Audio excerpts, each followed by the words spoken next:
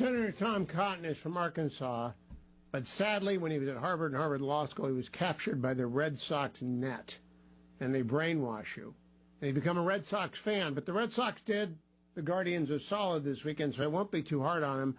I won't tell them that it's 2 games left in the Red Sox season. How are you, Senator?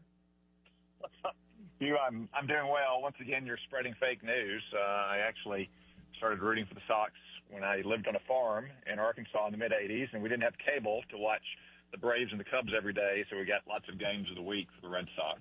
But I would assume, yes, that you would be extraordinarily grateful that the Sox beat the Tigers twice this weekend to allow your team, the Guardians, to, I think, set the Major League record for the most games down to come back to win a division or before divisions win a league. 15 and a half games in July, if I recall.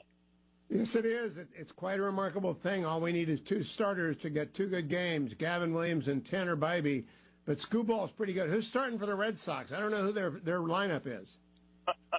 They have the sure-to-be Cy Young winner, Derek Crochet, starting tomorrow night in Yankee Stadium. And? Have they got a second pitcher?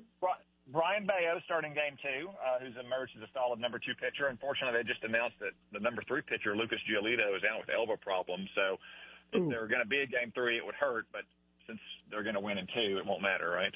That's what I keep saying. It's going to be great, but, you know, the baseball gods want an I-71 series. And John Husted wants an I-71 series. You're going to have to sit on both sides of the park, go to both parks. That's what we need. We need the Reds and the Indians, Guardians, in a I-71 series. Senator, let's talk about this shutdown. There isn't anybody in the country who doesn't blame the Democrats for this. I really don't believe it. There isn't anyone that's stupid. Why are they doing it? Schumer is about to shut down the government because he's scared of a girl in New York City. Her name is Alexandria Ocasio-Cortez, and he fears that she will primary him 4 years from now in 2028 if he doesn't do the far left bidding. If you recall, Hugh, in March, as we were on the verge of another Schumer shutdown, he caved and voted to keep the government open and gave all kinds of backflipping explanations for why he was not doing what the left demanded, and he got some blowback from his left and from Alexandria Ocasio-Cortez. And he's been fearful of her and of this vote ever since.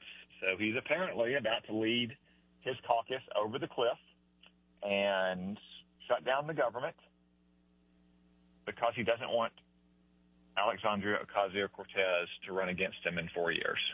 Well, that's not going to work because she's either going to run for president or against him. Let me ask you, during the time that the government shuts down because of the Schumer shutdown, does the Senate continue to work on judicial nominations, appropriations bill? Do you still continue to work? Hugh, you raise a good point, yes. If Chuck Schumer shuts down the government, the Senate will stay in session. Mike Johnson has already said the House will not be in session this week, as they should not be, because the House has done its work. They should be in their districts explaining the Schumer shutdown to their voters. The Senate, however, I suspect will stay here through the weekend and for as long as it takes. And as long as we're twiddling our thumbs with the Schumer shutdown in effect, that'll just give us more hours and more days to confirm more judges for the president's nominees. And although I don't want to see a shutdown, that would be one happy side effect. We would welcome the opportunity to confirm more of those judges at a time when we would otherwise be on a session for the Jewish holy day of Yom Kippur. Now, Senator, I just had Eric Trump on, and I asked Eric if he would like to see a special counsel appointed to investigate Merrick Garland and the lawfare. And he said yes, and the auto pen. Now, I believe Judge Cannon was correct that you can't just pick someone. You have to pick someone who's been through the advice and consent process. But if Donald Trump wants a special counsel and asks Pam Bondi to do it and get someone who's qualified, would you be in favor of that? Because there's a whole bunch of stuff that makes me uneasy as a former DOJ guy. I think there's still many rocks to unturn from the Biden era. And you mentioned just one, Hugh, is the auto pen scandal of pardons by the thousands. And we still don't know if Joe Biden personally and wittingly approved of all those pardons. Now, I've never been a big fan of special counsel, just like I wasn't a fan of the independent counsel before the special counsel replaced it. For the reasons you cite, Hugh, I think we need to have democratically accountable officials exercising the law enforcement power of the United States. And I have total confidence in Pam Bondi and anyone she appoints from within the Department of Justice or who has been confirmed, say, as a U.S. attorney. This is something that's happened in the past. You take a U.S. attorney who is otherwise, remote from the problem, like take them from Arkansas, take them from Iowa, take them from Montana, and you have them investigate one of these problems. And I do believe it needs to be someone who has been appointed with legal authority under traditional channels, so we have democratic accountability in our law enforcement. Yeah, I think the Cannon opinion was correct. Not many Democrats want to acknowledge that she was smart, but it does require an advice and consent person. But there are a lot of U.S. attorneys who could do this, whether it's Judge Deneen or anybody else. Then they get to hire their own staff, and that staff operates only with reports to Pam Bondi. And there are a lot of people to investigate, not just James Comey, but a lot of people, because the nightmare that was DOJ from 2021 to 2025 is not yet fully understood, including where did these judges come from? I don't think Joe Biden was picking them, do you? Again, Hugh, I think there's a lot to be investigated, especially as it relates to Joe Biden personally and wittingly exercising his constitutional authorities.